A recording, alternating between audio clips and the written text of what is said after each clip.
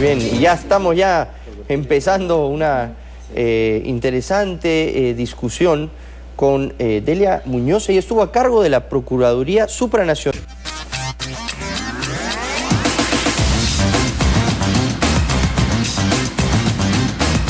Continuamos conversando con el coronel Hugo Víctor Robles del Castillo. Él estuvo a cargo de una de los frentes de la operación Chavín de Huántar, más precisamente el grupo Delta, en la parte superior de rescate, y también con la doctora Delia Muñoz. Ella es abogada de profesión, pero estuvo a cargo de la Procuraduría Supranacional que vio precisamente estos casos de derechos humanos de nuestro país durante 2 años. Doctora, el ministro de Justicia, Francisco Eguiguren, ha dicho desde Washington ayer que de una manera muy ligera no nos estamos sometiendo a las recomendaciones, cosa que usted discute porque hay una norma que al pedir una prórroga, uno de manera casi precisa, según lo que dice ahí, se estaría entendiendo que se va a dar esa prórroga porque finalmente se van a aceptar las recomendaciones, ¿no es cierto? Es un riesgo, en derecho todo es opinable. La interpretación procesal mía es que esta es una norma bastante dura. Me imagino que el ministro habrá tomado sus asesorías correspondientes, pero creo que por allí no va el debate. Yo pienso de que lo que hay que pensar es de que estamos ante un caso que tiene una solidez jurídica conforme se había trabajado. No existen precedentes ni en el sistema interamericano ni en el mundial de declarar de que una operación militar como tal, como fue el plan Nipón que se ejecutó, no lo sea. Los casos que existen como precedente de cuestionamiento a la justicia militar es cuando se han juzgado a civiles o actos como violación sexual, en el caso de Rosendo Cantú versus México, o en el caso Castillo Petruccio, Loaiza Tamayo en Perú, en que se juzgaron a civiles en tribunales militares. No hay un precedente, en consecuencia hay una cancha jurídica muy fuerte. Pero además, aún así nos lleven a la Corte, hay el argumento para poder... Eso quería preguntarle, doctora. ¿Qué pasa si le decimos a la Corte Interamericana de Derechos Humanos, no aceptamos sus recomendaciones, hay que ir a sustentar nuestro caso allá, y según usted tenemos un caso sólido? Las recomendaciones las da la Comisión Interamericana, y ella es la que pone el caso a disposición de la Corte. Ahí se abre recién la fase jurisdiccional. Y el Perú cuenta con una posición jurídica, testigos, peritos, los propios rehenes que pueden explicar de que lo que se vivió fue realmente una situación de salvataje. Y salvo uno, y muy mal agradecido además, coronel, ¿no es cierto? Qué bueno, y adicionalmente hay que tener muy en claro que la justicia supranacional es subsidiaria cuando un Estado no es capaz de resolver en sede interna sus conflictos, y acá el Poder Judicial sí lo ha hecho. Por supuesto. Cuando resuelve la contienda de competencia, y hoy en día lo sigue haciendo porque está juzgando a las personas que son los presuntos responsables de haber incurrido en delitos. Claro, porque entonces, se está juzgando a 4 personas, ¿no es cierto? Vladimiro Montesinos, Nicolás de Valle Hermosa Ríos y dos agentes, entre los que está el coronel Guamán Azcurra y este famoso agente Zamudio, conocido como SAG. En un proceso público con todas las garantías que reconoce el artículo 8 y el 25 de la Convención Americana, donde cuentan con todos los mecanismos de defensa y abogados defensores. En consecuencia, allí la actuación del Poder Judicial es inobjetable. En consecuencia, a ese nivel no tendría por qué haber tampoco ninguna vulneración. ¿No es cierto? Entonces yo creo de que estamos en un caso en el que uno puede realmente ir ante la Corte y plantear las situaciones tal como se las estoy reseñando, y yo creo que existen fundamentos jurídicos más amplios de lo que estoy resumiendo ahora de una manera simple, que sustentan la posición peruana, que reitero, es la que expresamos el 12 de agosto cuando rechazamos el informe. Y entonces ahora, coronel, ¿qué es lo que ustedes van a hacer? ¿Van a tomar alguna medida como grupo? Seguramente tendrán el apoyo de todos los peruanos. Nos vamos a levantar en armas.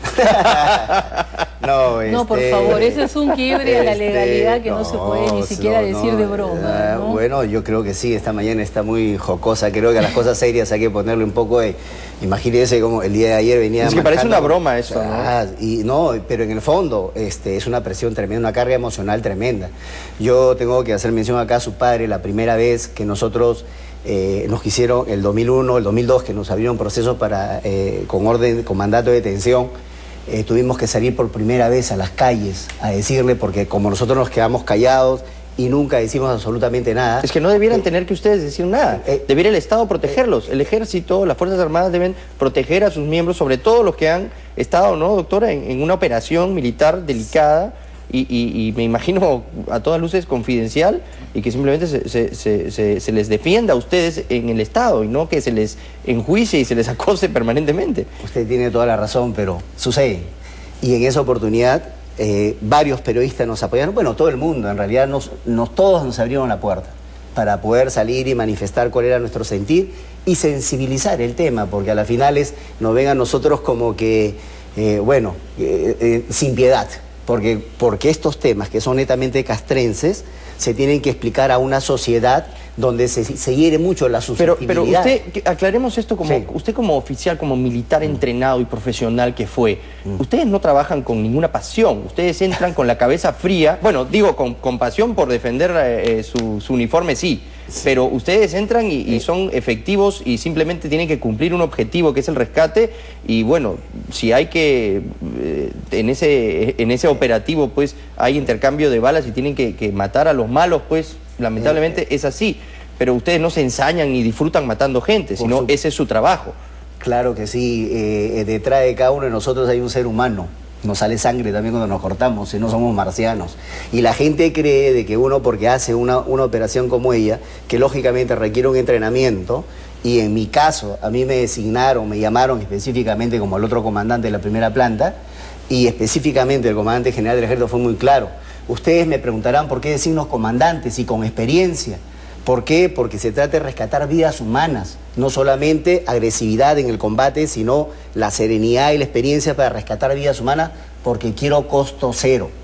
Y cómo que no, ir a esa misión y hasta incluso con la misión de poner el pecho para proteger al rehén, como que es grande, y solamente eso lo entendemos nosotros los militares. Entonces, lógicamente, porque acá el tema es muy sensible y yo, mi pasión era que no salga eso a la luz, porque imagínense, yo no creo que un médico, la primera operación que tenga que hacer, que le tenga que, sabe Dios, entrar en la parte interna de un ser humano y que tenga que equivocarse, porque es la pericia la que muchas veces juega, pero no va a contar casos o todo el procedimiento que puede herir la susceptibilidad de las personas. Y nosotros, imagínense salirle a decirle que por ahí he escuchado golpe de remate, el último tiro de gracia, que son cosas que no juegan, porque simple y sencillamente, como le digo, hay que conocer al enemigo, y el enemigo es un terrorista que, como fue en Múnich, ¿no?, que quedó con el último hálito de su vida, jaló la granada, murió él y murieron los que estaban al costado.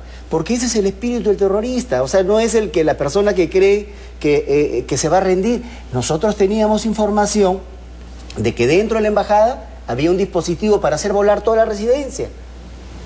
Y que no se dio, no sé, porque de repente, no sé cuál sería, pero ese era el dispositivo, porque ellos, eso accionaron. Claro, ustedes tenían que presumir que podía pasar cualquier cosa adentro, ¿no? A pesar de la inteligencia que había, no podían estar, digamos, expuestos a que los sorprendan, ¿no? Tenían que asegurar que la operación sea un éxito, y en ese sentido ahí hay que, ¿no?, hay que realmente ser firmes. Sí, yo lo único que me permite invocar es que este es un caso muy complicado, que hay que analizarlo desde el punto de vista jurídico, con los precedentes que existen, la doctrina militar, la doctrina del derecho internacional de los derechos fundamentales, ¿no?, y hacer una adecuada toma de decisiones sin contenido político, sin carácter ideológico, sin apasionamientos, ¿no? Yo creo que durante casi 2 años hemos trabajado de la mano en el 2009, 2010, con los diferentes sectores involucrados en este caso, y en el Ministerio de Justicia, en la Procuraduría, hay abundante material como para hacer un análisis tranquilo y mesurado sobre el tema. En esta situación, que es una situación de guerra, coronel, me parece que hubo un enfrentamiento entre el ejército peruano, que venía, ¿no?, a realmente, pues, a poner el orden en lo que le correspondía y lo que le compete a nuestro país. Por otro lado, pues un grupo terrorista que estaba evidentemente en un acto delictivo, pues que tenía que ser subsanado por el Estado peruano, y ustedes eran nuestros representantes en ese sentido. Y hubo un enfrentamiento bélico en igualdad de condiciones, eso es una situación de guerra, y ahí no podemos tener, no podemos pensar dos veces las cosas, ¿no? Hay que realmente cumplir el objetivo.